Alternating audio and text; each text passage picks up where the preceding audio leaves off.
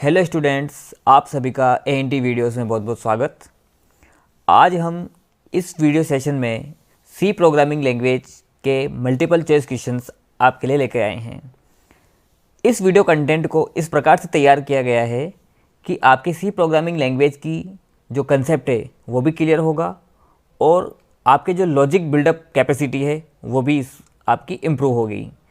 तो इस video session के माध्यम से आप ये सीख पाएंगे कि सी प्रोग्रामिंग भाषा क्या होती है और सी प्रोग्रामिंग भाषा में कौन कौन से कंसेप्ट काम में लिए जाते हैं।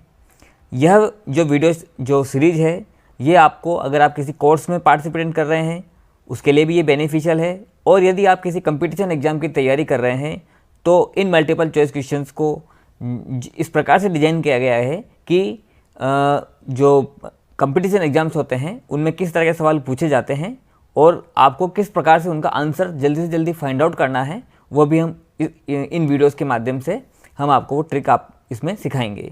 तो आप इन वीडियोस को कंटिन्यू देखते रहिए और शुरुआत करते हैं हमारे वीडियो लेसन की।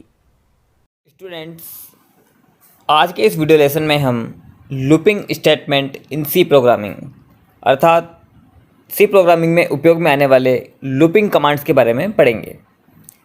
स्टूडेंट्स, लूपिंग कमांड्स क्या होते हैं इनके बारे में आपको मैं हल्का सा आपको आइडिया दे देता हूँ। लूपिंग कमांड्स का मतलब होता है, अगर आप लूपिंग शब्द को देखें तो लूपिंग शब्द का जो अर्थ है वो है एक तरह का लूप किसको कहेंगे? एक सर्कल, किसी भी काम का करने का एक प्रक्रिया, ठीक है, और वापस स्टार्टिंग पॉइंट पे से स्टार्ट होके और वापस उसी पॉइंट पे आके रुक जाने को बोलते हैं लूप, ठीक है।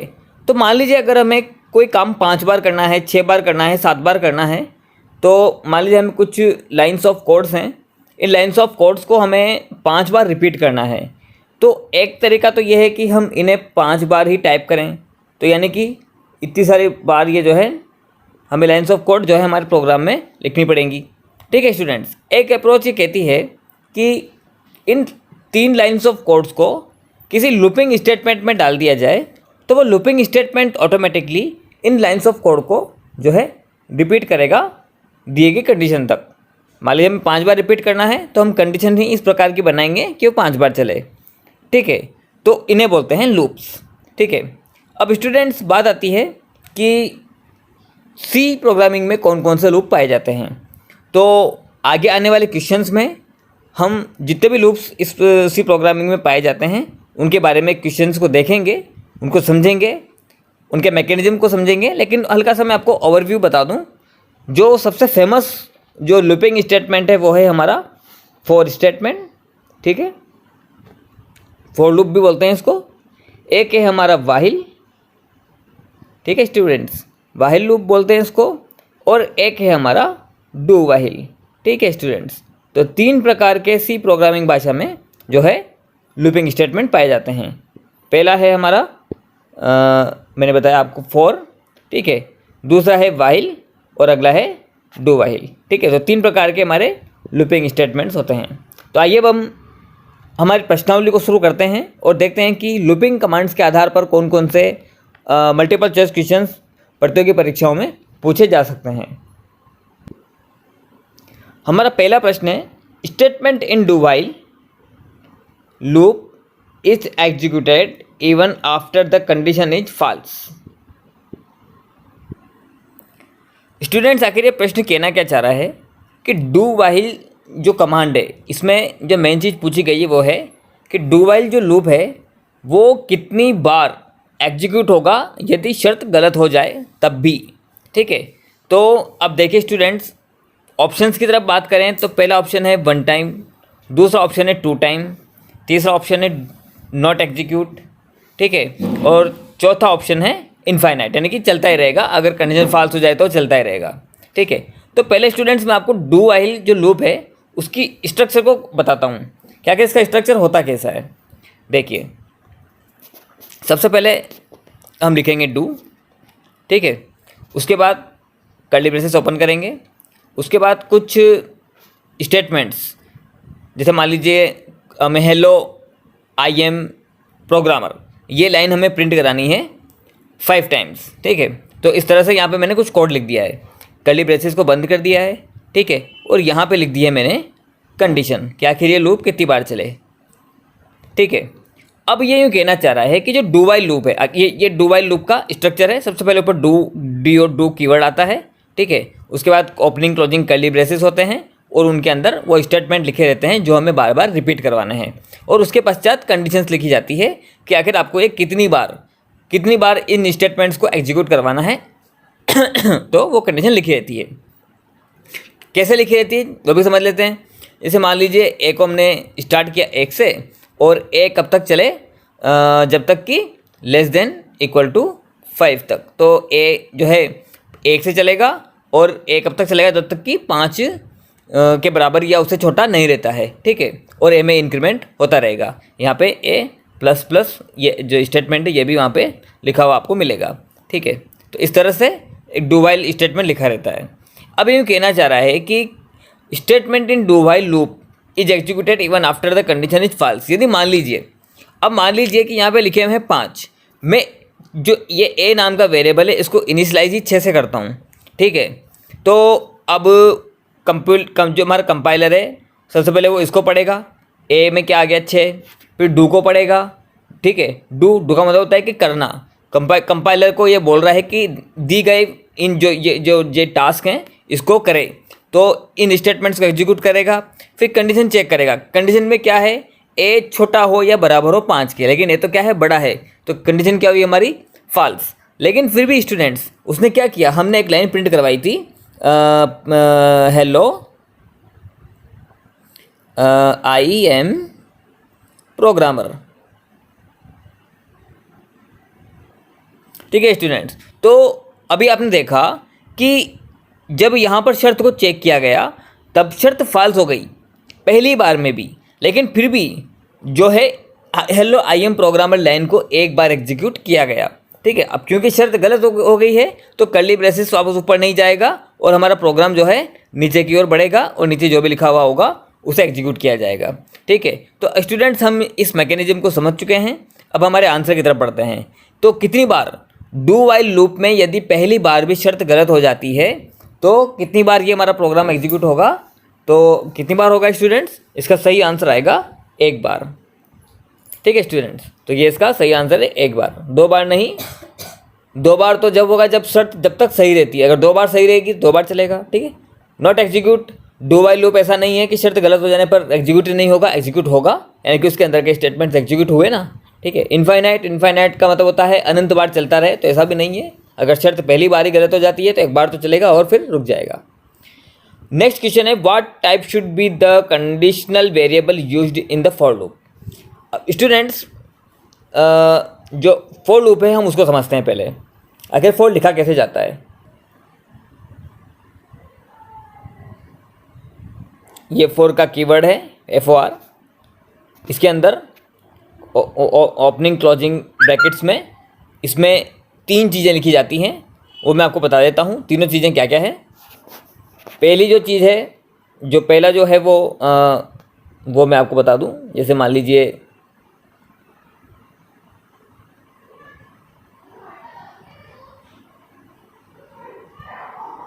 इनिशियलाइजेशन, पहला होता है इनिशियलाइजेशन। इनिशियलाइजेशन का मतलब जहाँ से हमें शर्त को शुरू करना है, इनिशियलाइज करना। कैसे करेंगे, जैसे मान लीजिए i बराबर 0, तो i में 0 हमने इनिशियलाइज कर दिया है, यानी कि i स्टार्ट होगा हमारा 0 से, तो ये मस्ट है, ऐसा करना ज़रूरी है। उसके बाद आता है सेमीकोलन, ठीक है स्टूडेंट्स। उसके बाद जो हमारा अगला जो टास्क है सेमीकोलन के बाद का, ठीक है, उसको बोलते हैं कंडीशन।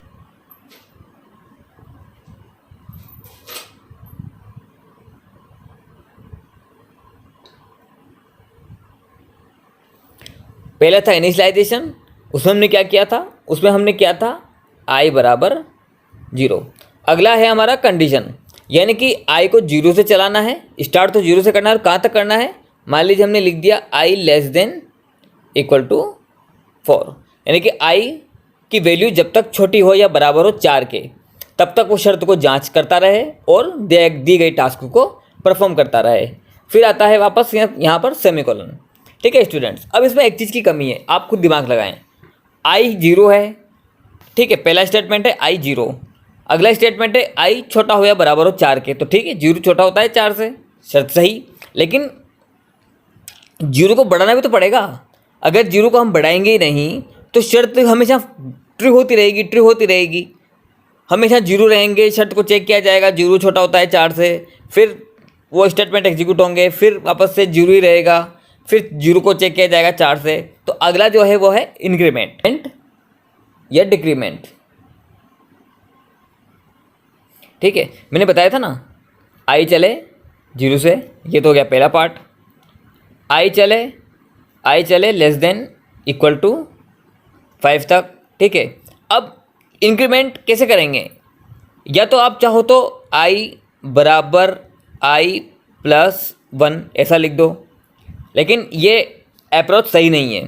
तो आप क्या करो, इसके लिए आप ऐसा ना लिखें, उसके लिए आपको एक ऑपरेटर दिया गया है इंक्रीमेंट डिक्रीमेंट ऑपरेटर, तो आप इंक्रीमेंट डिक्रीमेंट ऑपरेटर की सहायता लें।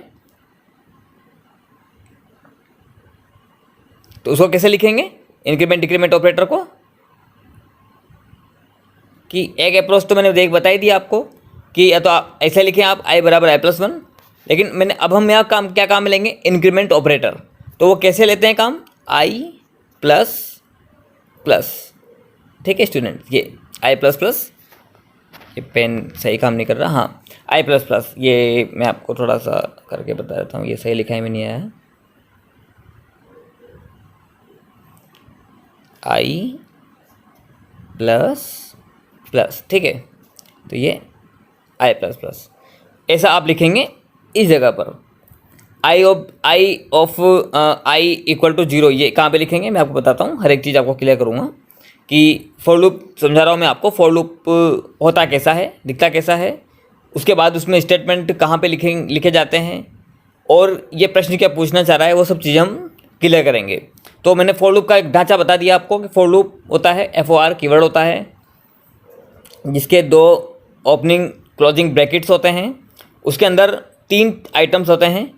पहला आइटम है वो है ये वाला इनिशियलाइजेशन, तो कोई ज़रूरी नहीं आई लो, आप ए ले सकते हो, बी ले सकते हो, यानी कोई भी वेरिएबल क्या होते हैं वो हम पहले पढ़ चुके हैं, ठीक है, ठीक है। उसके बाद अगला आता है जो ये वाला पोर्शन है, यह है कंडीशन। तो जो आपने वेरिएबल लिया है, आई लिया है मैंने यहाँ पे, तो आई को स्टार्ट किया है 0 से और आई को मैं चला रहा हूँ 5 तक, यानी कि आई की वैल्यू किस तरह से लिखी है मैंने यहाँ पर, एक कंडीशनल ऑपरेटर काम में लिया है लेस देन इक्वल टू का, कि ये चेक कर रहा है कि आई की वैल्यू जब तक छोटी हो या बराबर भी हो 5 के, तब तक की ये शर्त जो है सही रहे। लेकिन ये लाइन लिखेंगे कहाँ आप, ये लाइन लिखेंगे आप यहाँ पर इस जगह पर, ठीक है। अगला है, अब देखिए आई की वैल्यू 0 है, कंडीशन भी सही है, तो क्या बार बार ये होता रहेगा, क्या आई की वैल्यू हमेशा 0 ही रहेगी, क्या आई की वैल्यू बढ़ाने भी तो पड़ेगी। तो आई की वैल्यू बढ़ाने के लिए हम क्या करेंगे, आई प्लस प्लस कीवर्ड को हम काम में लेंगे। वो कहाँ पे काम में लेंगे, इस जगह पर तीसरे पार्ट में। ये पार्ट कैसे सेपरेट हो रहे हैं, सेमीकोलन की सहायता से, सेमीकोलन की सहायता से इनको सेपरेट किया गया है, ठीक है। तो 3 पार्ट होते हैं, इनिशियलाइजेशन, कंडीशन और इंक्रीमेंट या डिक्रीमेंट, जैसा भी वहाँ पर अप्लाई हो रहा हो। डिक्रीमेंट करना हो तो आपको डिक्रीमेंट भी कर सकते हैं, वो डिपेंड करता है आपका लूप किस तरह से आपको चलाना है, क्या आपकी सिचुएशन से प्रोग्रामिंग की आवश्यकता क्या है, वो डिपेंड करता है आपकी प्रोग्रामिंग पर, ठीक है। तो इस तरह से एक फॉर लूप का ढांचा होता है, 3 पार्टों में बटा होता है, इनिशियलाइजेशन, कंडीशन और इंक्रीमेंट या डिक्रीमेंट, ठीक है। ये मैंने आपको फॉर लूप का थोड़ा सा ढांचा बता दिया। अब ये प्रश्न क्या कहना चाह रहा है, ठीक है, प्रश्न ये कहना चाह रहा है कि कौन से टाइप का वेरिएबल कंडीशनल वेरिएबल बनेगा फॉर लूप के लिए, कौन से टाइप का वेरिएबल कंडीशनल वेरिएबल बनेगा फॉर लूप के लिए। स्टूडेंट्स, अभी हमने ढांचा देखा फॉर लूप का, वहाँ पे हमने देखा कि आई नाम का एक वेरिएबल लिया 0 से और कुछ इस तरह की शर्त बनाई जो 5 तक चले। क्या शर्त इस तरह की हो सकती है क्या कि 0 से चले और 5.5 तक चले हैं, ऐसी कोई शर्त हो सकती है क्या, यानी कि फ्लोट टाइप का वेरिएबल हम ले सकते हैं क्या, करेक्ट। ये जो टाइप पूछ रहा है, तो टाइप हमने पढ़े थे, मैं वापस रिवाइज करा देता हूँ। इंट, फ्लोट मतलब कि दशमलव प्रणाली वाले अंक जो हैं वो, कैरेक्टर, सिंगल कैरेक्टर जो होते हैं वो, स्ट्रिंग, ठीक है स्टूडेंट्स। तो इस तरह से हमने अलग अलग प्रकार के डेटा टाइप पढ़े थे। टाइप है ये, इंट यानी कि पूर्णांक, फ्लोट यानी कि दशमलव वाली संख्या है, कैरेक्टर मतलब कि सिंगल कैरेक्टर, और स्ट्रिंग मतलब कि स्ट्रिंग मतलब कि कलेक्शन ऑफ कैरेक्टर्स या कॉम्बिनेशन ऑफ कैरेक्टर्स, ठीक है। तो अब क्या हम इस तरह से कंपेयर कर सकते हैं क्या कि आई चले 0 से और आई चले 5.5 तक? ऐसा नहीं कर सकते। क्यों? क्योंकि इंक्रीमेंट ऑपरेटर जो है वो जब इसको इंक्रीमेंट करेगा तो जो आपका आई प्लस प्लस है वो कैसे इंक्रीमेंट करेगा? आई में 1 आएगा, 2 आएगा, 3 आएगा, 4 आएगा, 5 आएगा, फिर सीधा 6 आएगा, 5.5 नहीं आएगा। तो कहने का मतलब ये हुआ कि आपको एक पूर्णांक टाइप का वेरिएबल ही आपको लेना होगा फॉर लूप में शर्त को जांचने के लिए, कंडीशन को चेक करने के लिए। कौन सा वेरिएबल काम लेना होगा आपको? एक जो वेरिएबल जो रहेगा जो शर्त को जांचेगा, या आपकी शर्त है, या आपकी शर्त है, या आपका इनिशियलाइजेशन है, या आपका इंक्रीमेंट है, ठीक है। ये 3 चीज़ें तो होती है फॉर लूप के अंदर, ठीक है। तो कौन से टाइप का वेरिएबल होना चाहिए जो फॉर लूप में काम आता हो, कंडीशनल वेरिएबल जो फॉर लूप में काम आता हो? तो इसका सही आंसर अभी हम देखेंगे। उससे पहले हमारे जो ये हैं ऑप्शंस, इन पर निगाह मार लेते हैं। तो स्टूडेंट्स, फ्लोट जो हमारा पहला है, यानी फ्लोट मतलब कि फ्लोट का मतलब होता है हो गया हमारा जो फ्लोट जो संख्याएं होती है वो कौन सी होती हैं? पूर्णांक दशमलव वाली 5.5। स्ट्रिंग का मतलब मान लीजिए क्या हम कंपैरिजन में इस तरह से लिख सकते हैं क्या? AKHIL ऐसे अखिल। इंट का मतलब पूर्णांक के 5, और कैरेक्टर का मतलब ABC, कुछ भी इस तरह से, ठीक है स्टूडेंट। तो ये हमसे पूछ रहा है कि फॉर लूप के लिए कौन सा वेरिएबल काम आएगा। तो स्टूडेंट्स मैं आपको बता दूं कि तीनों ही जो हमारे लूप्स हैं, व्हाइल, डू व्हाइल और फॉर। तो स्टूडेंट्स आपको जान के हैरानी होगी कि व्हाइल और डू व्हाइल के अलावा केवल फॉर ही एक ऐसा वेरिएबल है, फॉर ही एक ऐसा हमारा लूपिंग स्टेटमेंट है जो केवल और केवल इंटीजर टाइप के वेरिएबल के आधार पर ही कंडीशन को जांचता है और आगे अपना जो रिपीटेशन वाला जो टास्क है उसको परफॉर्म करता है। तो इसका सही आंसर क्या आएगा स्टूडेंट्स? इसका सही आंसर आएगा इंट। यानी कि जैसे मैंने कहा था ना, i बराबर 0 या a बराबर 0 या a बराबर 1 या i बराबर 10, एनीथिंग, कुछ भी जहाँ से भी आपको आपकी शर्त शुरू करनी है तो वो जो वेरिएबल होगा वो हमेशा इंट टाइप का होगा, ठीक है स्टूडेंट्स। हमारा नेक्स्ट क्वेश्चन है, statement in for loop is executed even after the condition is false.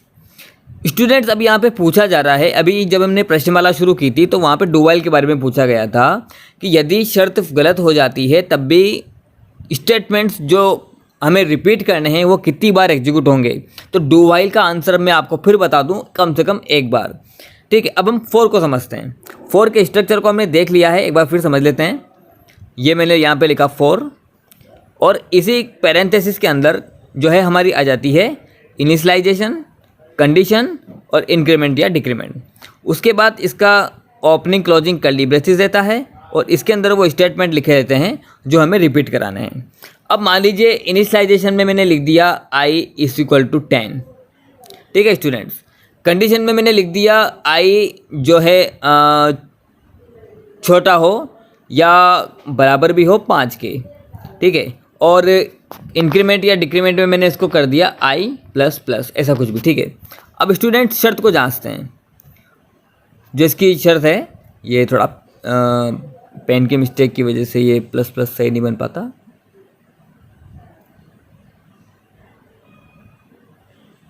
ठीक है, इसको आप ++ समझें, i++ है ये, i प्लस और प्लस, ठीक है स्टूडेंट। अब शर्त को देखिए, आई में क्या है अभी स्टूडेंट्स 10।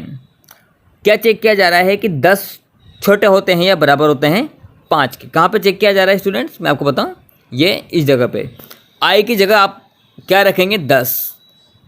ये चीज़ क्या हो गई? 10 छोटे हैं या बराबर हैं 5 के। शर्त क्या हो गई आपकी? गलत हो गई। तो क्या आपको लगता है कि इस ब्लॉक में एंट्री मिलेगी? जो कंप्यूटर का जो कंपाइलर है, क्या वो इस ब्लॉक में अंदर प्रवेश करेगा? नहीं। तो हमारा अब आंसर क्या आ चुका है? हम इस लॉजिक को समझ चुके हैं, हमने इसकी थ्योरी समझ ली है, मैकेनिज्म समझ लिया है, ठीक है। तो अब इसके आधार पर हमारा आंसर क्या आया कि नहीं।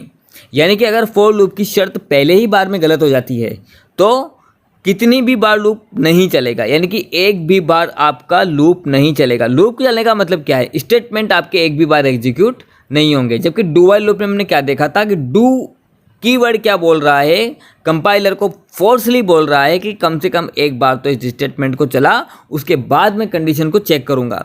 जबकि यहाँ पे क्या किया जा रहा है कि पहले ही कंडीशन को चेक किया जा रहा है, उसके आधार पर आपको बताया, कंपाइलर को बताया जा रहा है कि भाई तुझे ये लाइन्स ऑफ कोड चलाने हैं या नहीं चलाने हैं। तो हमारे को आंसर क्या निकल के आया, एक बार भी नहीं। तो हमारे जो विकल्प दिए गए हैं वो है, पहला है 1 टाइम, नहीं। बी है 2 टाइम, नहीं। जब 1 टाइम ही नहीं चलना तो 2 टाइम तो स्वाभाविक सी बात है कि नहीं चलेगा। नॉट एग्जीक्यूट यानी कि एक बार भी नहीं चलेगा, कब, जब कंडीशन फॉल्स हो जाती है, ठीक है। और इनफाइनाइट यानी कि अनंत बार तक चलता रहेगा तो वो पॉसिबल नहीं है। तो इसका सही आंसर क्या आएगा स्टूडेंट, सी, नॉट एग्जीक्यूट। जब फॉर लूप के अंदर शर्त गलत हो जाती है तो एक बार भी दिए गए स्टेटमेंट्स को एग्जीक्यूट नहीं किया जाता है, ठीक है स्टूडेंट्स। हमारा क्वेश्चन है student, what are the type of looping control statements, अर्थात ये हमसे पूछना चाह रहा है कि कितने प्रकार के लूपिंग स्टेटमेंट्स होते हैं। तो स्टूडेंट्स मैं आपको बता दूं, हमने अभी तीनों प्रकार के ही जो लूप्स हैं उनके बारे में ओवरव्यू जान लिया। हमारा जो सबसे पहला हमने देखा था वो था डू वाइल। डू वाइल क्या कर रहा था कि पहले स्टेटमेंट्स को एग्जीक्यूट कर रहा था और फिर वो कंडीशन को चेक कर रहा था। एक हमने देखा फॉर, ठीक है। फॉर में क्या हो रहा था कि पहले इनिशियलाइजेशन हो रहा था, फिर कंडीशन को जांचा जा रहा था, कंडीशन सही होती है तो फिर ब्लॉक में एंट्री मिलती है, ठीक है, और उसके बाद उस टास्क को परफॉर्म किया जाता है। ऐसे ही आपका वाइल है, ठीक है। वाइल भी मैं आपको बता देता हूँ, वाइल भी कुछ ऐसा ही है। सबसे पहले वाइल लिखा जाता है, ठीक है।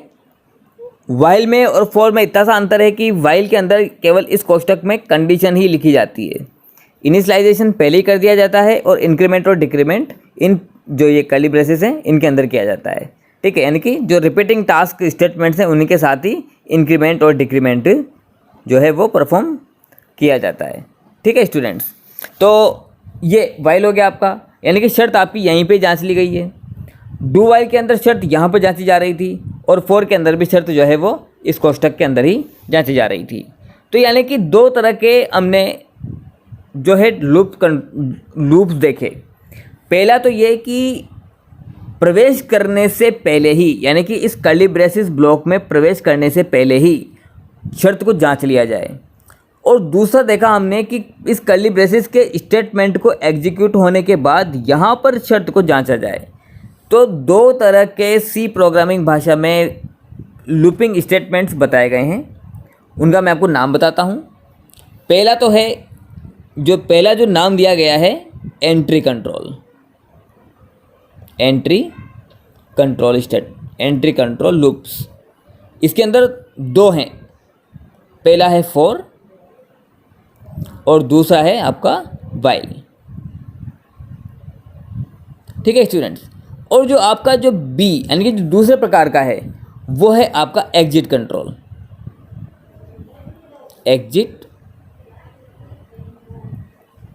कंट्रोल, इसमें केवल एक ही आता है, वो है आपका डू वाइल,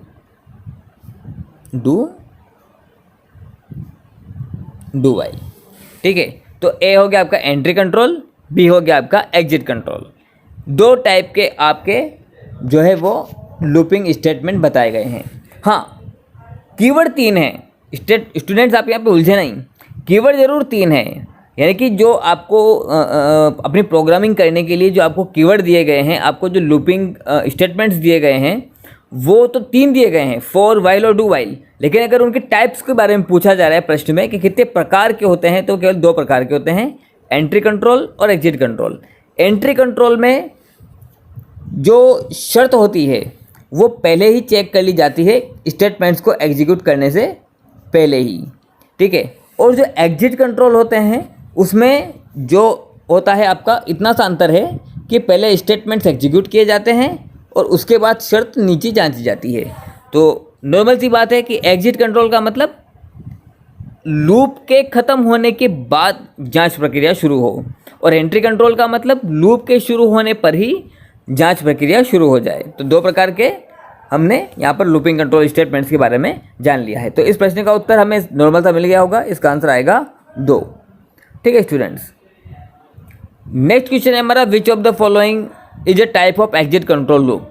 इनमें से कौन सा एग्जिट कंट्रोल लूप का उदाहरण है, या इनमें से कौन सा एग्जिट कंट्रोल है? तो बहुत ही सिंपल सा आंसर है इसका। हम अभी पिछले प्रश्न में ही इसका जो है समझ के आए हैं। फॉर, वाइल, डू वाइल या ऑल ऑफ द अबव। तो स्टूडेंट्स, जब इस तरह का प्रश्न आ जाता है तो आपका ध्यान ये होना चाहिए कि ऑल ऑफ द अबव तो इसका आंसर नहीं आएगा। तो आपके पास केवल अब रह गए 3 विकल्प, फॉर, वाइल और डू वाइल।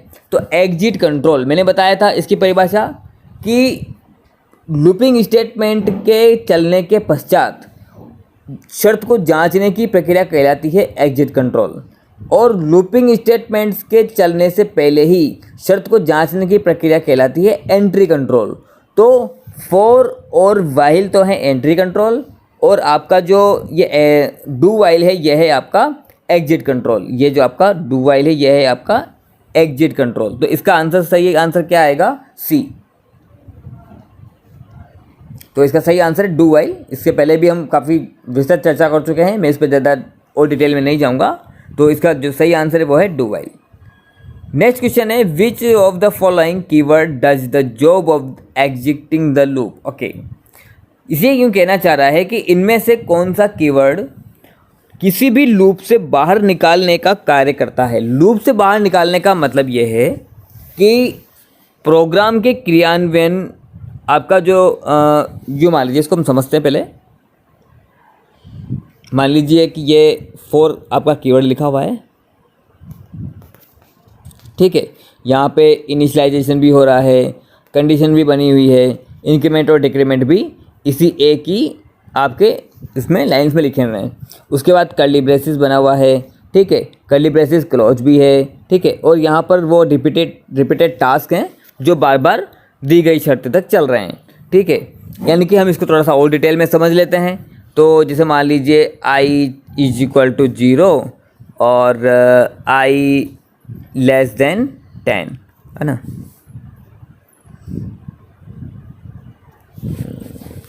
यहाँ पर थोड़ा सा स्पेस कम होने की वजह से, 1 मिनट रुको, मैं आपको थोड़ा करके बताता हूँ।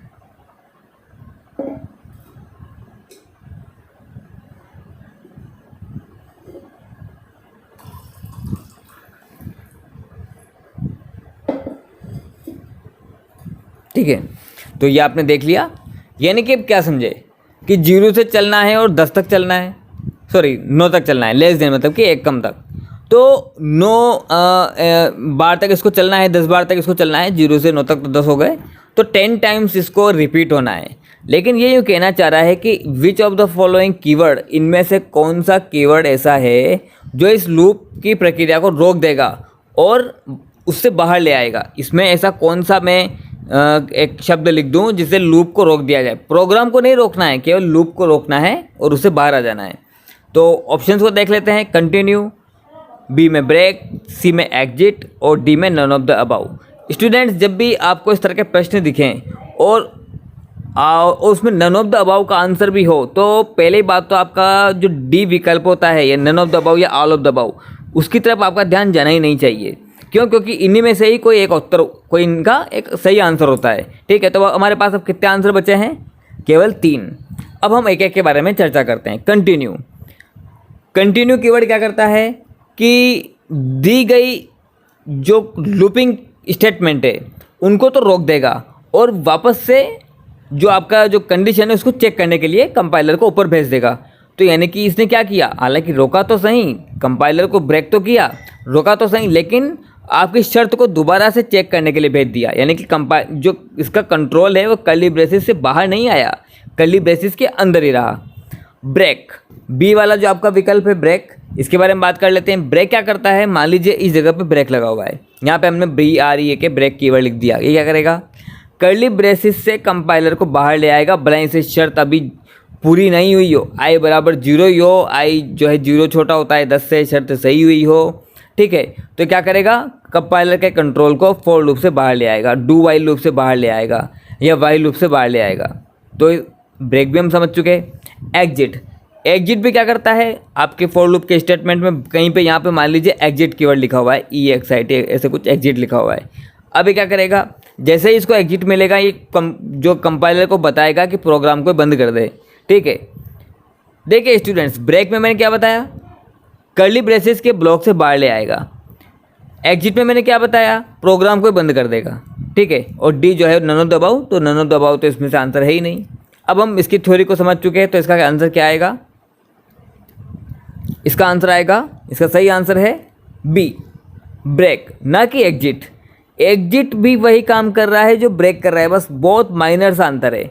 एग्जिट से तो आपका पूरा प्रोग्राम ही बंद हो जाता है, जबकि ब्रेक से केवल कर्ली ब्रेसेस का जो ब्लॉक है, चाहे वो किसी भी चीज़ का ब्लॉक हो, उस कर्ली ब्रेसेस के ब्लॉक से कंपाइलर को जो है वो बाहर ले आता है। जबकि एग्जिट जो क्या करता है, एग्जिट क्या करेगा, एग्जिट तो पूरे प्रोग्राम को ही बंद कर देगा और आपके प्रोग्राम को बंद करके आपको वापस आपके कंपाइल टाइम जो स्क्रीन होती है वहाँ पे आपको, जहाँ सोर्स कोड आप लिखते हैं वहाँ पे आपको ले आएगा। तो इसका सही आंसर आएगा आपका ब्रेक। ठीक है स्टूडेंट्स, तो देखने के लिए आपका बहुत बहुत धन्यवाद। इसी तरह के और भी मल्टीपल चॉइस क्वेश्चंस के लेसन्स देखने के लिए बने रहिए हमारे साथ ANT वीडियोस। Thank you.